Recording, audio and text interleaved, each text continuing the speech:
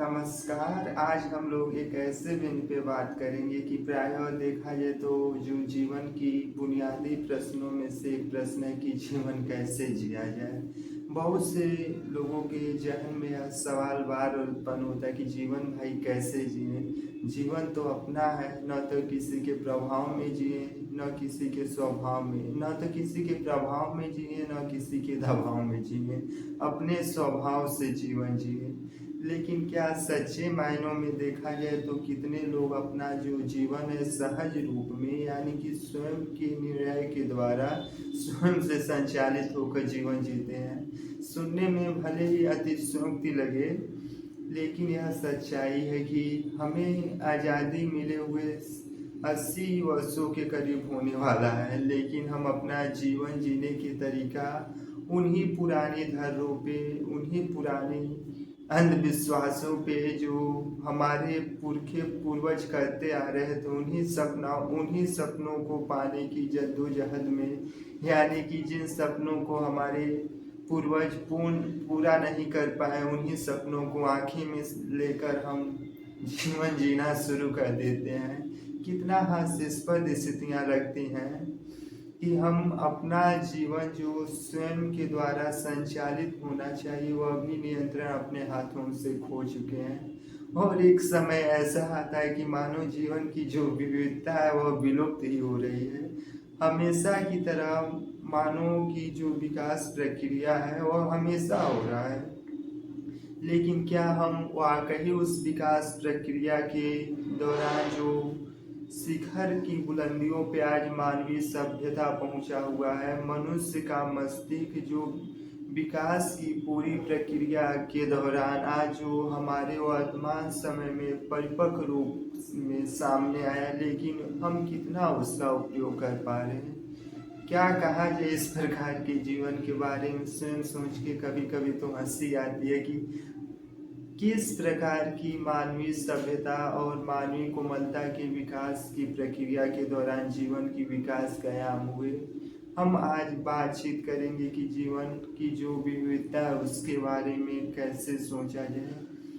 प्रायः बहुत से लोगों का या बहुत से उन तमाम लोगों का कहना है कि हमारी जो आर्थिक स्थितियां हैं और जो हमारी सामाजिक एवं राजनीतिक स्थितियां हैं वही जीवन यापन करने की हमारे सामने प्रस्तुत होती है, यानी कि इसमें हमारा कोई व्यक्तित्व का निर्माण नहीं होता। हम स्वयं जैसे बाहरी इसका जल किसी तालाब से, झरने से होते हुए समुद्र में मिल जाती, ठीक उसी प्रकार हमारा जन्म मिला है। हम जन्म के दौरान उन कर्मों को करते हैं जो हमारे एक पीढ़ी से दूसरे पीढ़ी तक निरंतर गतिशील की अवस्था में है। हम उन्हीं कर्मों को करते करते विलुप्त हो जाते हैं। कभी हम अपने बारे में, अपने स्वयं के बारे में कभी सोच नहीं पाए। इन पहलुओं पे हम बातचीत करने के लिए, यानी कि हम इस पे अपनी बातचीत करेंगे। कई बार यह कहा जाता है कि बहुत से कम लोग हुए, बहुत चुनिंदा लोग हुए कि जिस प्रकार से उन्होंने जीवन जिया, जिस प्रकार से उनकी इच्छाएं थी, उन्होंने उस प्रकार के जीवन जिए। लेकिन जीवन क्या सच्चे मायने में कुछ पा लेने की बेचैनी और न कुछ पाने की बेचैनियों के बीच झूलती हुई जद्दोजहद के बीच ही जीवन है। देखिए, मानवीय सभ्यता और विकास की प्रक्रिया पे बातचीत करें तो शुरुआती दौर में मानव सभ्यता का विकास का एक लंबा इतिहास रहा। हम इतिहास की गलियारों में नहीं जाएंगे क्योंकि वहाँ पे जाने के लिए उतना हमारे पास इस समय अवकाश नहीं है। हम बात कर रहे हैं इस समय कि क्या वाकई हम अपने जीवन यानी कि अंतः जगत की जो बोलबाला है, जो अंतः जगत की बेचैनियां है, उस प्रकार के हमारे जीवन में सम्मिलित हो पाते हैं कि नहीं। दुनिया में आज विगत 10 वर्षों में जितने प्रकार की दुनिया में बदलाव आया, उतना 100 सालों में भी या यूं कहें कि 1000 वर्षों में भी दुनिया में बदलाव नहीं आया। यानी कि जिस प्रकार से जीवन में निरंतर बदलाव आ रहा है, यह बदलाव अपने आप में एक हमें विकास की प्रक्रिया की ओर अग्रसर कर रही है। लेकिन मानव समाज और मनुष्य के साथ सबसे बड़ी त्रासद स्थिति है कि वह सब कुछ जान लेने की बेचैनी में सब कुछ जान लेने की बेचैनी में वह अपने बारे में ही कुछ नहीं जान पा रहा है। जो समय की अंतराल है, जो समय की व्यवस्था है, उस व्यवस्था में सब कुछ जान लेना, सब कुछ पा लेना चाहता है, लेकिन वह अपने बारे में ही कुछ नहीं जान पाता। और एक समय ऐसी स्थितियां आती कि सब कुछ मिल जाने के उपरांत भी जिस मानवीय अनुभूति, मानवीय कोमलता एवं मानवीय संवेदना होनी चाहिए वह लगभग विलुप्त होती जा रही है। हम इस बात को कैसे समझाएं? अगर विकास की प्रक्रिया इतनी आसान रहती तो आज वर्तमान समय में देखा जाए तो हम कैसे इस बात को समझाएं कि मनुष्य जो बर्बरता की श्रेणी पे है, यानी कि विश्व में इतने प्रकार के युद्ध हो रहे हैं, सैनिक हैं, जो आम जनता है उनके चेहरे पे खामोशी छाई हुई है, और यहाँ तक कि छोटे बच्चे भूख से तड़प रहे हैं। इस प्रकार की व्यवस्था को हम कैसे समझाएं? वही पुराने प्रश्न जो बर्बरता की विकास की प्रक्रिया रही, उस विकास की प्रक्रिया के दौरान मानो अपने को सब कुछ बनाने, यानी कि मनुष्य अपने को ईश्वर तुल्य यानी कि ईश्वर का रूप धारण करने की जो बेचैनी है वह भी अपने आप में समाहित कर लिया। इन सभी बिंदुओं पे हम बातचीत करेंगे। हो सकता है कि व्याख्यान थोड़ा सा लंबा हो, लेकिन कुछ जाने माने यानी कि कुछ ऐसे बिंदुओं पे भी बातचीत करेंगे कि जो अंतः जगत की बाह्य दुनिया से प्रवेश होते हुए हमारे अंतःकरण की स्थिति में प्रवेश करेगी। अगर किसी भी प्रकार की कोई बेचैनी हो तो प्रायः बेचैनियों से छुटकारा पाने का एक आसान तरीका यही है, कुछ समय के लिए स्वयं को रोकें, यानी कि जो भी बाहर या भौतिक रूपी संसाधन उपलब्ध हैं उन संसाधनों से दूरी बनाएं, स्वयं को रोकें और अपने किसी चीज या अंग जिसमें संवेदन से आशय है कि अगर आपकी नाड़ियों में खून एक स्थान से दूसरे स्थान पे गतिशील अवस्था में है तो उस पर आप ध्यान केंद्रित करें। यह उस पर नहीं हो पा रहा तो जो सांस लेने की पूरी प्रक्रिया है उस पर भी ध्यान केंद्रित करें। यह प्रक्रिया निरंतर बार बार करें। एक समय ऐसा आएगा कि जो हमारा शरीर और मन है उन दोनों के बीच में एक अंतराल महसूस होगा, और जो तमाम बेचैनियाँ थी, बेचैनियों का आलम इस प्रकार से है कि जैसे कोई पवन चक्की समुद्र के जल में बार बार घूम रही हो और समुद्र के जल में नमक विद्यमान है। पवन चक्की उन नमक को काट कर बार बार जल से नमक को काट कर बार बार बाहर करती, ठीक उसी प्रकार से मनुष्य की जो बेचैनियां हैं इस प्रकार से व्यापक हो जाती कि वह निरंतर अंतरिक्ष जिस प्रकार विस्तार कर रहा उसकी बेचैनियां भी उसी प्रकार से एकदम देखा जाए तो अंतरिक्ष के दौरान, अंतरिक्ष का विकास क्रम के दौरान भी उसकी बेचैनियां विकास कर रही हैं। भले ही कहने में अतिशयोक्ति लगे, लेकिन बेचैनी उस कदर हावी है कि अगर कोई व्यक्ति उस व्यक्ति से मिलना चाहता है तो वह उसे अपना सहवास करा ले रहा है, यानी कि बेचैनियों के माध्यम से भी उस व्यक्ति को सहवास करा रहा और अपने बेचैनी का आलम उस व्यक्ति की दैहिक भौतिकता यानी कि अपने बेचैन रूपी मन गाथा के दौरान उसको भी बेचैनी की उस शिखर पे पहुंचा देता। ठीक इसी प्रकार से जीवन निरंतर चलती रहती और अपने आसपास या अपने सर्कल के दौरान जो भी व्यक्ति उससे संपर्क में आते उसे शब्दों के माध्यम से बेचैन कर देता है। यह प्रक्रिया अनंत काल तक चलती और आखिरी में जो हम जीवन कह रहे हैं कि जीवन क्या स्वप्न दीवा सपनों का क्षण भंगुर ही जीवन मात्र बन के उस व्यक्ति के जीवन में रह जाती।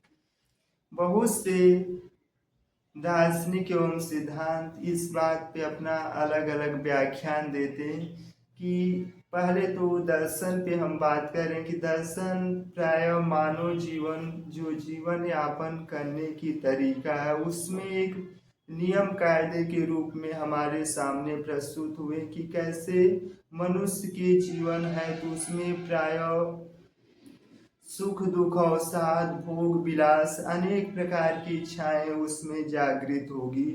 उन जागृत इच्छाओं से दूर न करके उनमें कैसे समन्वय स्थापित करके मनुष्य का जीवन जिया जाए। लेकिन आज विडंबना है कि जो धर्मावली यानी कि जो धर्म के गुरुओं ने दर्शन को भी तोड़ मरोड़ कर बताने का प्रयास कर दिया कि फला दर्शन में इस प्रकार की जीवन यापन करने से जीवन विभिन्न प्रकार की दुख दुविधाओं से दूर हो पा जाएगा। लेकिन मैं पुनः एक बात कहता हूँ कि मनुष्य का जीवन यानी कि अगर जो भी बच्चा है उसका अगर जन्म हो रहा तो वह अपने माता और पिता से 10% जिसे जेनेटिक कहा जाता, दूसरे शब्दों में अनुवांशिक कहा जाता, उसे 10% ही मात्र प्राप्त होता, बाकी वह 90% अपने कर्मों के द्वारा उसे हासिल करता है। लेकिन इस पे बातचीत न करके हम काकर पूजे पाथर पूजे हरि मिले जैसी परिकल्पना को विकसित करके हमने स्वयं जो कर्म का पलायन है उससे दूर बनाकर इस प्रकार से अपने आप में लीन हो गए कि विकास की कहाँ शिखर पहुंच गई हमें खुद एहसास नहीं होता। सुनने में भले ही अतिशयोक्ति लगे लेकिन सच्चाई है।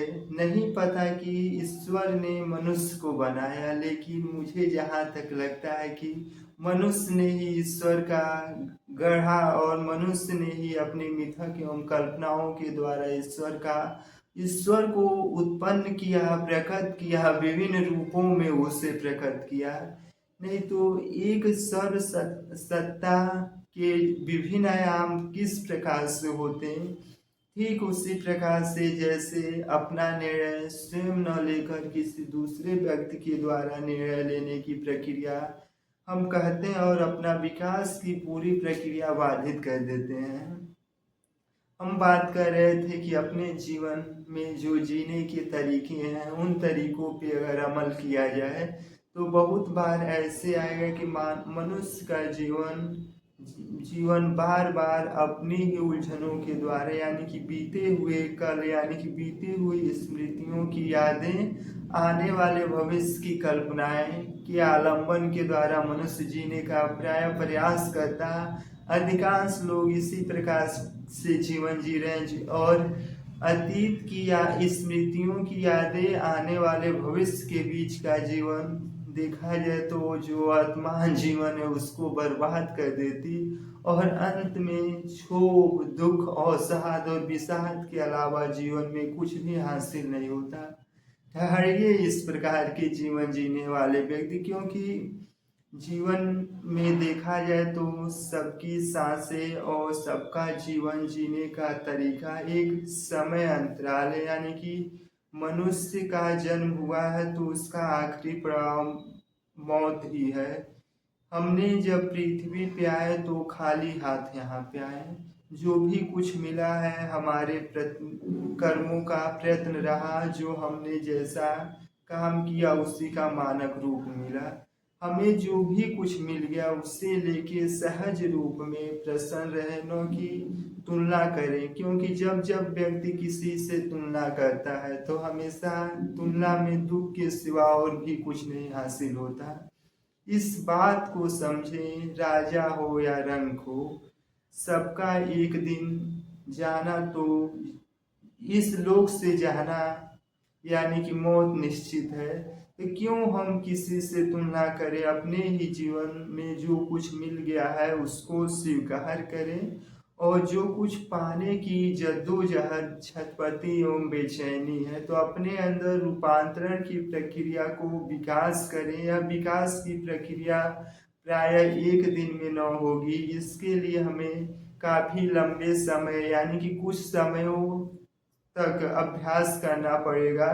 भारत में बहुत दुविधा की बात है कि यह प्रायः कुछ अपने अंदर सुधार या रूपांतरण का कोई व्यक्ति विकास करने की प्रक्रिया चालू करता है, तो उसे भारत में प्रायः अध्यात्म महाज से जोड़ा जाता और उसे एक ऐसे उपमा से घोषित किया जाता कि यह फला व्यक्ति अब यह फला व्यक्ति सब मोह माया से दूर हो चुका, उसके लिए जीवन में कुछ नहीं है। ऐसा कुछ भी नहीं है। अगर हमारे अंदर विकास की प्रक्रिया और रूपांतरण की प्रक्रिया विकसित हो जाए तो जीवन कितना सरल और सुसाध्य हो जाएगा।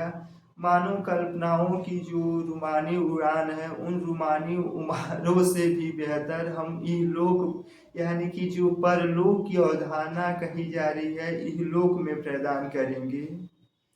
अनेक प्रकार की ऐसी सामंजस्य स्थितियां हैं, उस पर हम लोग अगले वीडियो या अगले व्याख्यान में चर्चा और प्रशिक्षा पे बात करेंगे। अगर बात आपको अच्छी लगी हो तो चैनल सब्सक्राइब करें। धन्यवाद।